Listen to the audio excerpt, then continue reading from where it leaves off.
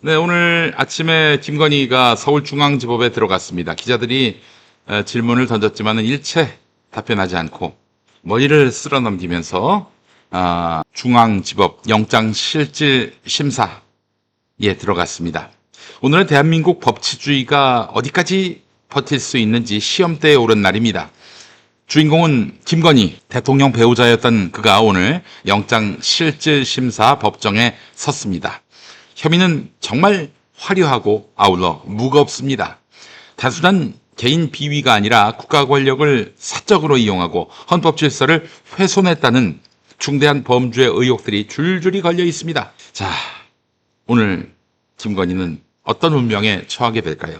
제가 장담합니다. 100% 구속이다. 언제 나올지는 알 수가 없겠습니다만은 혐의가 많으니까 좀 걸릴 수도 있겠어요. 그러나 구속시킬까 말까 이런 고민은 아마 판사가 안 할 겁니다. 만약에 영장이 기각됐다? 그런 사태가 온다면 조희대 대법원장이 시킨 것이다라고 보시면 됩니다. 100%입니다. 우선 김건희의 의혹부터 짚어보겠습니다. 먼저 명품 시계와 목걸이 수수 의혹입니다.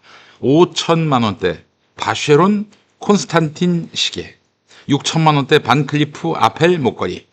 이건 여러분 액수도 뜨악하지만은 그렇다고 단순한 사치품이 아닙니다. 시계는 사업가가 직접 자택에 가서 전달했고요. 목걸이는 대기업 관계자가 구매했습니다. 대가성 여부는 수사 중이지만 상식적으로 생각해보지요. 아무 관계없는 사람들이 억대 명품을 이유 없이 건넬까요? 거기에다가 구매 자금의 일부는 상품권 결제로 했다는 것입니다. 흔히 그 돈의 출처를 감추거나 회계에 잡히지 않게 할 때 이 상품권 결제를 하는 경우가 많지요. 이 정도면 선물이 아니라 거래로 봐야 합리적일 것입니다. 두 번째, 통일교와 건진법사 연루 의혹입니다. 2022년 종교단체와 무속인이 연결된 선물 목록에는 샤넬 가방 6천만 원대죠. 6천만 원대 목걸이, 고급 건강식품이 있는 그런 선물들입니다. 그 대가로 정부 현안을 해결해 줬다면 이것은 특가법상 알선수재, 명백한 범죄가 되겠습니다. 심지어 샤넬 매장 직원이 김건희와의 영상 통화를 했다는 증언까지 나왔습니다. 김건희 측은 부인하지요. 목격 녹취 증거가 하지만 이미 확보된 상태입니다. 도이치모터스 주가 조작 사건, 이것도 구속 사유 중에 하나입니다. 세 번째 사유. 이미 많은 국민이 기억하는 사건이지요. 16억, 20억 규모의 계좌를 주가 조작 세력에게 맡기고 수익을 나누는 방식. 여기서 중요한 것은 김건희가 방조가 아니라 공범으로 판단됐다는 것입니다. 이미 공범들 구속돼 1심 유죄 판결을 받았습니다. 당연히 구속됐고요. 단순히 맡겼다가 손해본 피해자가 아니라 손실보전과 수익분배까지 약정한 적극 가담자로서 특검은 김건희를 규정하고 있습니다. 적극 가담자, 공범. 주가 조작은 자본시장의 근간을 흔드는 범죄지요. 수만 명의 개인 투자자가 피해를 보지만 그 범인은 보통 교묘하게 숨어 있습니다. 이번 사건에서 김건희가 중심에 있었다면 반드시 법의 심판을 받아야 합니다. 제가 누차 말씀드렸죠. 김건희 주가 조작이 결국 무혐의로 결론 난 이후부터 외국인 투자자가 한국 시장을 떠났다고요. 그렇죠. 영부인부터 주가 조작하는 나라에서 투자는 뭔 놈의 투자입니까? 자, 반드시 법의 심판을 받아야 할 것입니다. 자, 그리고 네 번째. 명태균 정치자금법 위반. 무상여론조사를 58차례나 받았다면은 이거는 분명히 불법 정치자금이 맞습니다. 더구나 그 대가로 공천 개입이 있었다면 정당 민주주의마저 훼손한 것입니다. 권력 주변의 은밀한 거래. 이것은 국가 운영의 기본적인 원리라 할 수 있는, 덕목이라 할 수 있는 정치적 공정성을 파괴하는 것입니다. 자, 그리고 다섯 번째, 김예성 집사 게이트. 오늘 들어온다는 거 아니에요? 현장에서, 공항에서 바로 체포한다는 게 특검의 입장입니다. 김예성 집사 게이트. 최측근이 대기업 투자와 공정위 경징계 사이를 오갔다는 의혹입니다. 김건희와의 관계를 통해서 투자금을 유치하고 대신 행정기관의 처분을 완화해 줬다면 이건 명백한 권력형 비리지요.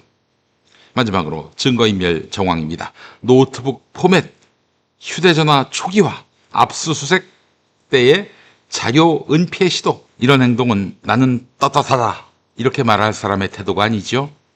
오히려 들키면 안 되는 무언가가 있다라는 강력한 방증이 되겠습니다. 여러분, 구속이 뭡니까? 단순히 사람을 가두는 것이 아니라 재판이 제대로 이루어지도록 하는 절차입니다. 법원은 두 가지를 보지요. 도주 우려 그리고 증거인멸 가능성. 김건희는 이 두 가지가 모두 충족되는 그런 피의자라 하겠습니다. 증거인멸 우려 한번 따져볼까요? 이미 노트북과 휴대폰을 초기화했습니다. 증거 은닉 시도까지 드러났습니다. 권력과 인맥을 이용해서 증거를 없앨 수 있는 위치에 있어 왔고요. 두 번째, 도주 우려입니다. 아니, 전직 영부인이, 전직 대통령 부인이 도주하겠는가? 이런 말이 나올 수 있습니다. 하지만 김용민 TV 열심히 시청하면 야, 이게 밀항을 또 꿈꾸었구나 라는 생각을 안 가지실 수 없을 겁니다. 도주의 의미는 단지 해외로 달아나는 것만이 아닙니다. 법적 소환을 피하거나 조사에 불응하고 재판 지연 전략을 쓰는 것도 도주입니다. 과거 병원에 장기 입원했던 것, 그리고 검찰이 나오라고 했을 때 안 나왔던 것, 이것도 역시 도주 우려의 하나의 징후 증거라 하겠습니다. 자, 또 하나가 더 있습니다. 솔직히 구속 사유 중에 범죄의 중대성입니다. 시계와 목걸이, 가방만의 문제가 아니죠. 자본시장, 정치자금, 종교와 권력의 유착, 국가기관의 독립성 훼손까지 걸려있는 문제입니다. 김건희의 일탈만이 아니에요. 국가 시스템의 근간을 흔드는 일이라 하겠습니다. 법치주의는 말로만 존재하는 것이 아닙니다. 실세 앞에서는 작아지고 약자 앞에서만 강한 법이라면 그것은 이미 법이 아니죠. 우리는 수많은 전직 장관, 국회의원, 기업 총수가 구속되는 모습을 보았습니다. 그들에게는 전직 영부인이라는 보호막이 없었습니다. 이제 질문을 던져야 합니다. 전직 영부인이라는 이유로 이 모든 범죄 의혹을 불구속으로 수사해야 하는지 말이죠. 만약 이번에 구속영장이 기각된다면 국민이 받는 충격은 매우 클 것입니다. 그리고 이런 메시지로 받아들일 거예요.